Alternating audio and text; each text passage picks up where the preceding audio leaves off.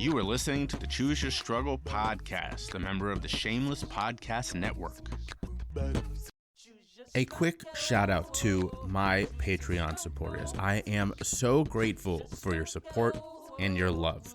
Y'all have been with me since almost the beginning, and so much of this podcast could not be done without you. Almost to a person, they've all told me that they didn't join for the perks, although there are some pretty fantastic perks, but they've all joined just to support the show, and it really means so much to me. Now, if you join, you are going to get some stuff in return. You'll get sneak peeks, extra content, and the chance to interact with me on a second level.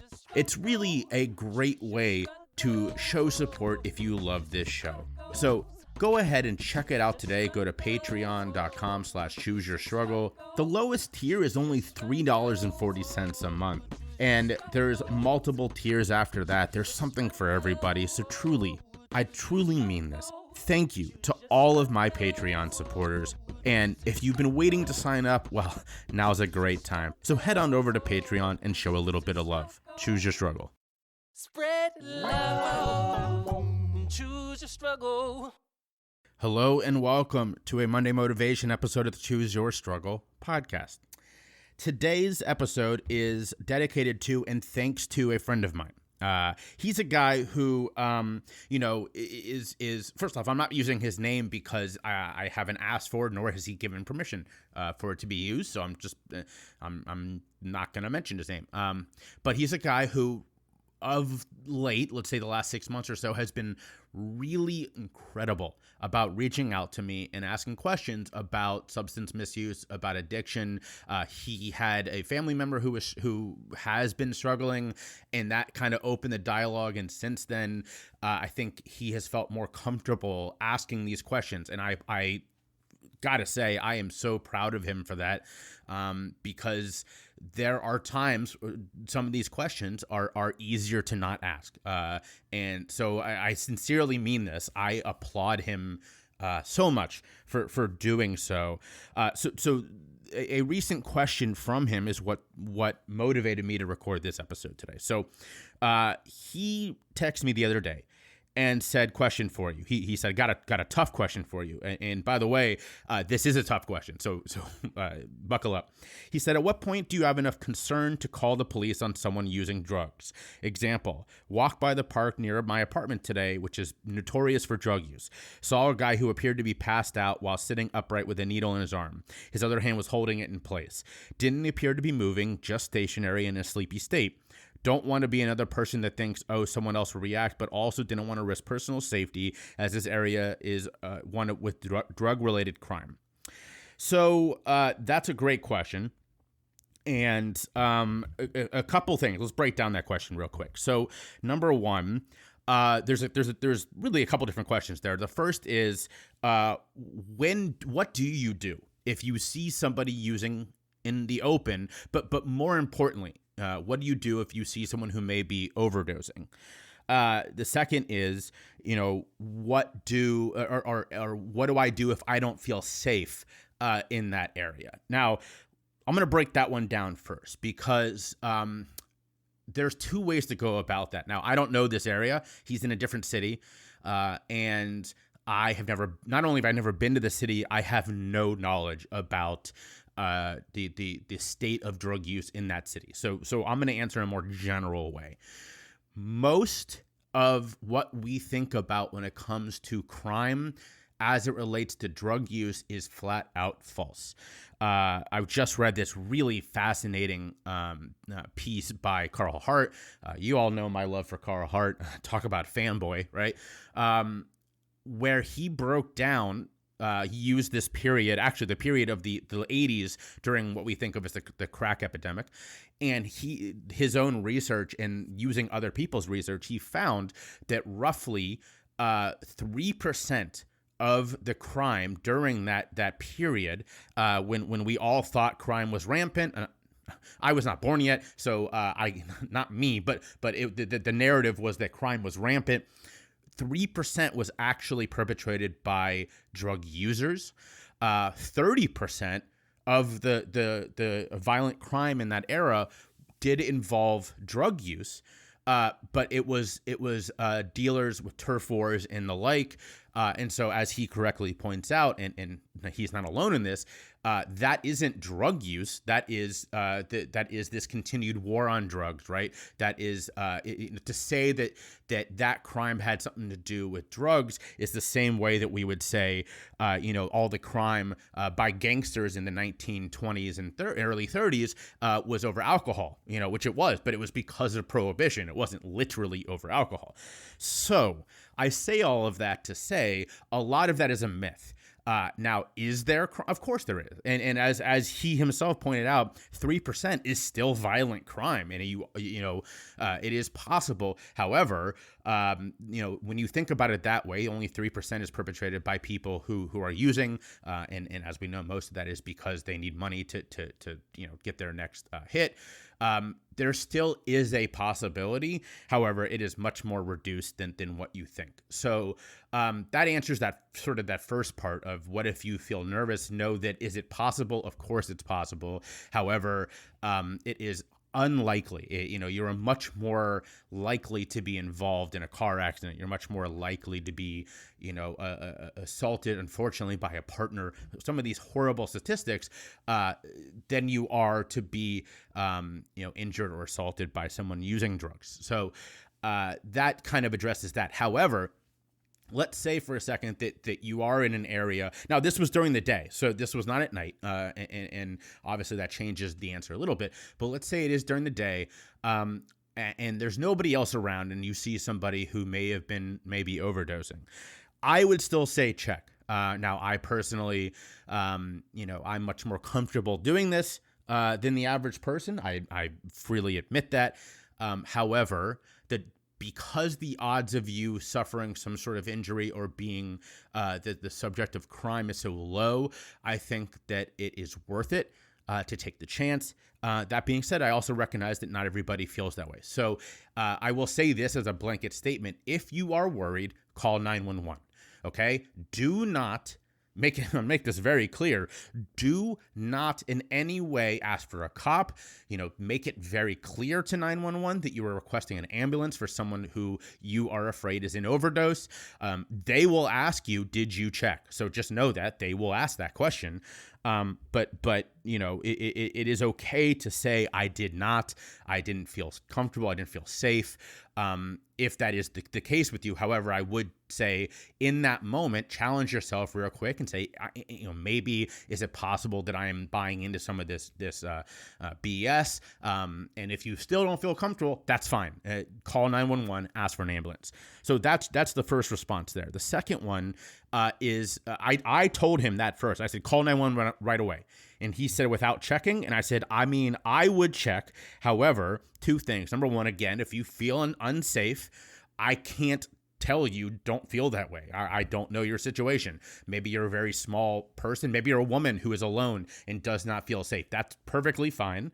Call 911, ask for an ambulance. However, he mentioned, as I read in this, that the guy he watched the guy for a minute. The guy was not moving and the needle was still in his arm. In that case, that is a severe red flag for an overdose. There are things that you can look for when you get up close. However, from far away, a person who is knotted out with a needle still in their arm, immediately call 911 if you are not comfortable checking on the person.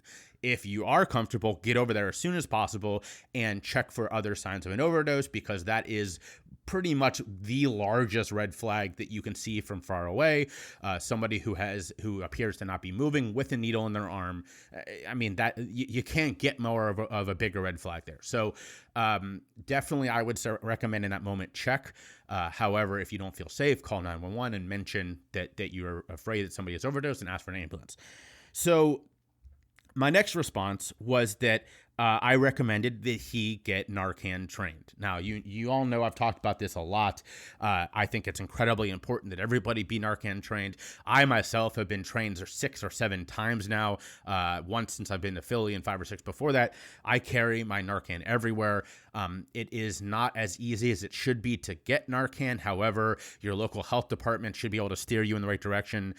Worst case scenario, go to your pharmacy. They are supposed to carry it. They are supposed to have it on them. Many do not. However, I have never encountered a pharmacy that would not order it if you ask for it. So definitely request it. And if those are the ways you can get it. However, call your local health department first, or look who trains in your area and give them a call, find out when their next training is, and also where you can get it. So that's my second request, because in that moment, I personally, again, would run over, check on the person, and it sounds like in this situation, administer Narcan. However, if you don't have it, you're waiting on the ambulance. So definitely get Narcan trained. Now, so to kind of bring that story to a close, he after we chatted, he went back and the guy had left. So clearly he was okay. Or I don't know if I would say okay, but clearly he was not in overdose in that moment. So that is I guess the good ending to that story. Now, we went on from there because he said, unfortunately, I've been seeing a lot more of this stuff out in the open these days. And I said, I definitely understand that. And I can definitely understand the reluctance or the hesitance, when I do outreach and I'm sitting there talking to somebody and the guy next to him is tying up, or, the one that really I think still gets to me is seeing somebody shoot, in a dangerous part of their body. By the way, this is a quick aside I'm not going to get into, but there are areas of your body that you should not shoot up in. However, obviously in those moments, that's not really your concern. That still upsets me to see.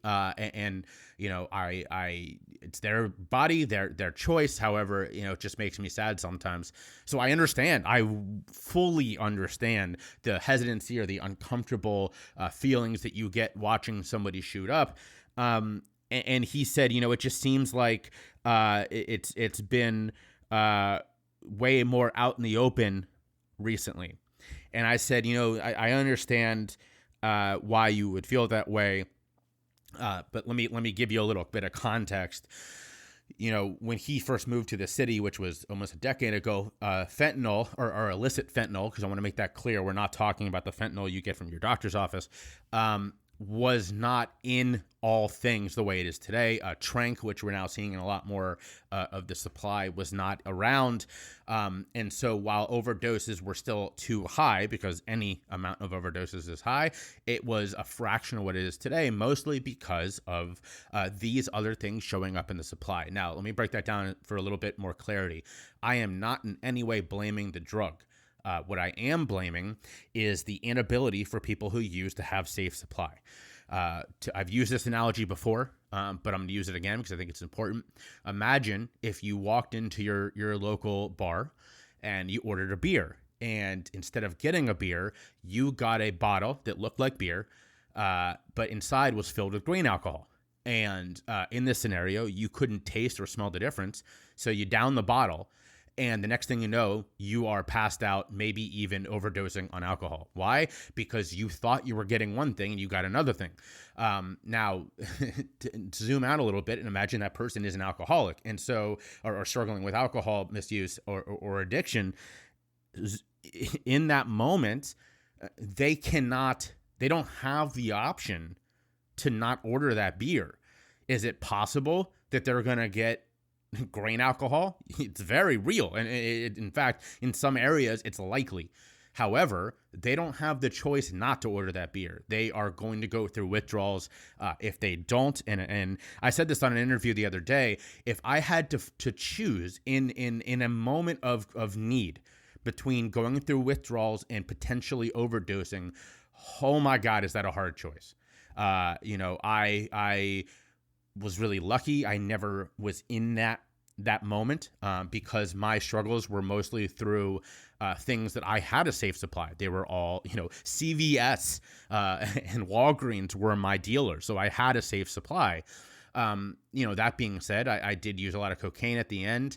And if I had to choose in that moment between getting my fix or that fix potentially being laced with other things, or going through withdrawals, which were a horrible feeling, I in that moment, I have no idea, right? Because I can sit here right now and say, well, of course I would choose to go through withdrawals as a person who is 11 years removed.